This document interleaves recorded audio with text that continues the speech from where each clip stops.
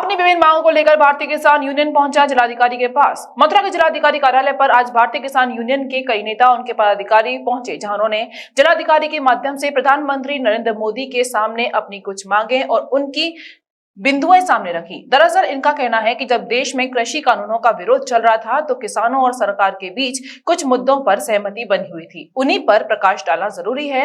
जिन मुद्दों पर सहमति बनी थी वे मुद्दे इस प्रकार हैं कि एमएसपी सुनिश्चित करने हेतु जिस कमेटी का गठन किया जाएगा उसमें किसानों के प्रतिनिधि भी शामिल होंगे। वहीं दूसरे मुद्दे पर प्रकाश डालते हुए उन्होंने कहा है कि कृषि कानूनों का विरोध करते समय जिन किसानों पर मुकदमे दर्ज हुए थे उन्हें वापस लेने की सहमति भी बनी थी। इसके अलावा भी उन्होंने अन्य मुद्दों पर प्रकाश डाला और अंत में कहा है कि जो सहमति सरकार और किसानों के बीच बनी थी उन्हें जल्द लागू किया जाए। जिलाधिकारी कार्यालय आए, आज क्या समस्या को लेकर आए? आपको धन्यवाद किसान बिरादरी की तरफ से, आपके मीडिया को, और धन्यवाद इसलिए है कि आप हमेशा, हम देखते हैं किसानों के मध्य जो गंभीर समस्याएं हैं, जब कहीं भी हम लोग दिखाई देते हैं तो आपको हमारी आवाज़ उठाने के लिए है, उसके वो सक्रिय करने के लिए आप हमारा सहयोग करती हैं। इसके लिए हम हृदय से आपका धन्यवाद करते हैं। और बताना चाहूँगा आपके प्रश्न के उत्तर में कि आज हम 21 तारीख है, 21 तारीख को हमेशा अपनी समस्याओं को लेकर के हम जिलाधिकारी महोदय को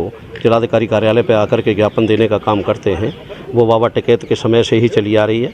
हमारे जिलाधिकारी महोदय बहुत ही संवेदनशील हैं।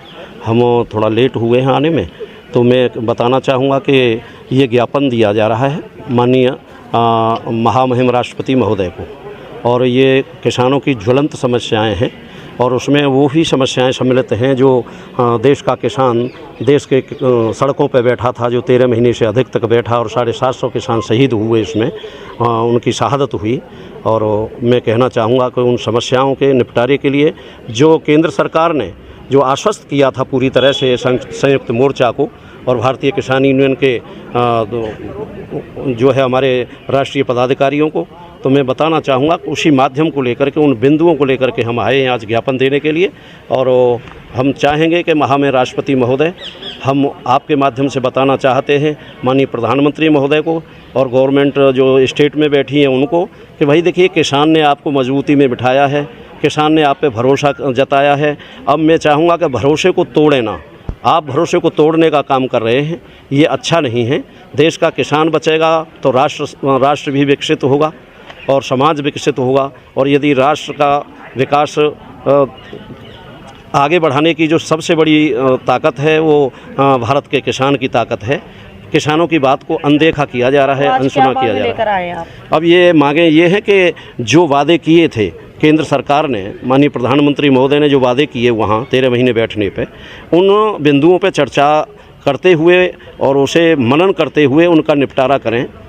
उसमें बहुत सारी चीज़ें हैं। किसानों पर झूठे मुकदमे जो लगाए गए उनको छोड़ा जाए, जो टैनी मिस्र थे वहाँ के जो दोषी पाए गए हैं, किसानों की जो 4-5 किसान जो वहाँ हताहत हुए, मैं उनके बारे में भी कहूँगा कि अजय टैनी को जो है अपने पद से मुक्त किया जाए, पदच्युत किया जाए और उसको भी दोषी मानते हुए कारागार की तरफ उन्हें पहुंचाया जाए, जिससे लोगों में ये शांति लगे कि किसानों के साथ जिन लोगों ने ज्यादती की, जो प्रोपेगेंडा रचा, उन्हें भी सज़ा मिलेगी। तो क्या आश्वासन दिया डीएम साहब ने? अभी डीएम साहब से हम मुलाकात कर नहीं पाए हैं, अभी बिल्कुल तैयार बैठे हैं, तैयार हैं हम देने के लिए।